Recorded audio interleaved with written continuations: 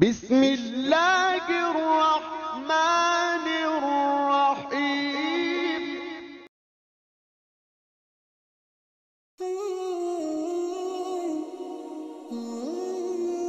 حضرت زید بن حارث رضی اللہ تعالیٰ عنہ کا شمار حضور نبی کریم صلی اللہ علیہ وآلہ وسلم پر اولین ایمان لانے والوں میں ہوتا ہے۔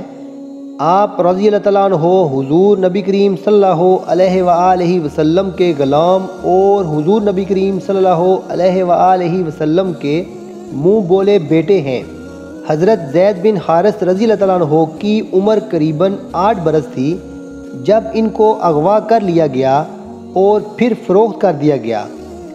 آپ رضی اللہ تعالیٰ عنہ کو ام المومنین حضرت سیدہ ختیجہ رضی اللہ تعالیٰ عنہ کی پھوپھی نے ان کے لیے 400 درہم میں خریدا۔ جب ام المومنین حضرت سیدہ ختیجہ رضی اللہ تعالیٰ عنہ کا نکاح حضور نبی کریم صلی اللہ علیہ وآلہ وسلم سے ہوا تو انہوں نے آپ رضی اللہ تعالیٰ عنہ کو حضور نبی کریم صلی اللہ علیہ وآلہ وسلم کے حوالے کر دیا۔ حضرت زید بن حارث رضی اللہ تعالیٰ عنہ کے والد کو جب آپ رضی اللہ تعالیٰ عنہ کے متعلق اطلاع ہوئی تو وہ حضور نبی کریم صلی اللہ علیہ وآلہ وسلم کے پاس فدیہ لے کر آئے تاکہ اپنے بیٹے کو غلامی سے آزاد کروائیں۔ حضور نبی کریم صلی اللہ علیہ وآلہ وسلم نے فرمایا کہ تم زید رضی اللہ تعالیٰ عنہ سے پوچھ لو۔ حضرت زید بن حارث رضی اللہ تعالیٰ عنہ نے حضور نبی کریم صلی اللہ علیہ وآلہ وسلم کی خدمت میں رہنے کو ترجیح دی۔ حضور نبی کریم صلی اللہ علیہ وآلہ وسلم نے آپ رضی اللہ تعالیٰ عنہ کی اس وفا پر آپ رضی اللہ تعالیٰ عنہ کو اپنا بیٹا بنا لیا اور لوگ بھی آپ رضی اللہ تعالیٰ عنہ کو ابن محمد صلی اللہ علیہ وآلہ وسلم کہہ کر پکارنے لگے۔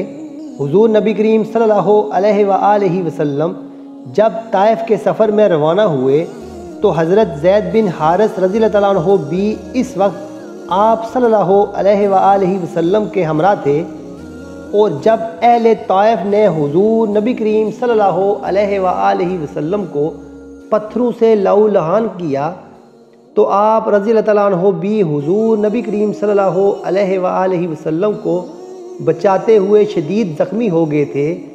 ام المومنین حضرت سیدہ عائشہ صدیقہ رضی اللہ تعالیٰ عنہ سے مروی ہے کہ حضور نبی کریم صلی اللہ علیہ وآلہ وسلم میرے پاس تشریف فرما تھے کہ انہیں اطلاع ملی کہ حضرت زید بن حارث رضی اللہ تعالیٰ عنہ تشریف لائے ہیں۔ آپ صلی اللہ علیہ وآلہ وسلم بے تاب ہو کر اٹھے اور آپ صلی اللہ علیہ وآلہ وسلم نے لباس کا کچھ بھی اہتمام نہ کیا، یہاں تک کہ چادر مبارک بھی زمین پر گھس رہی تھی۔ آپ صلی اللہ علیہ وآلہ وسلم نے حضرت زید بن حارث رضی اللہ تعالیٰ عنہ سے انہیں بوسہ دیا۔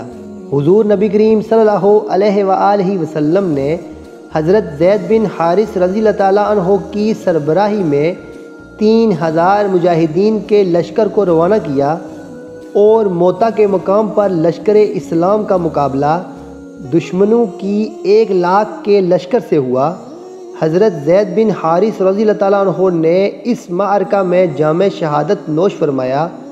اللہ تعالیٰ نے حضور نبی کریم صلی اللہ علیہ وآلہ وسلم کی نگاہوں سے تمام حجابات دور کر دیے، اور آپ صلی اللہ علیہ وآلہ وسلم نے جب اپنے منہ بولے بیٹے حضرت زید بن حارث رضی اللہ تعالیٰ عنہ کو شہید ہوتے ہوئے دیکھا تو آپ صلی اللہ علیہ وآلہ وسلم کی آنکھوں سے آنسو جاری ہو گئے۔